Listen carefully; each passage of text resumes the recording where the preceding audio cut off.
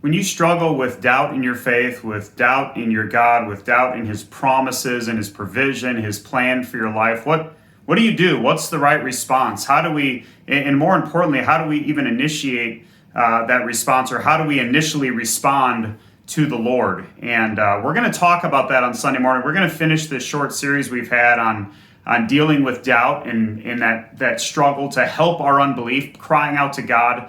Just like that man in the story last week in Mark chapter 9 cried out to Jesus, help I do believe, help my unbelief. And so how do we respond when we struggle with those doubts? And we've talked about different things in doing that, pursuing Jesus and experiencing the biblical change that can only come from him, and then going from doubt to faith, really trusting Jesus in the midst of our doubts and asking for his help. And so kind of the ultimate response then, what we need to do, and we're going to look at on Sunday morning, is going from doubt to worship. How do we move from doubt to worship? And we're going to look at that famous story of Doubting Thomas, right?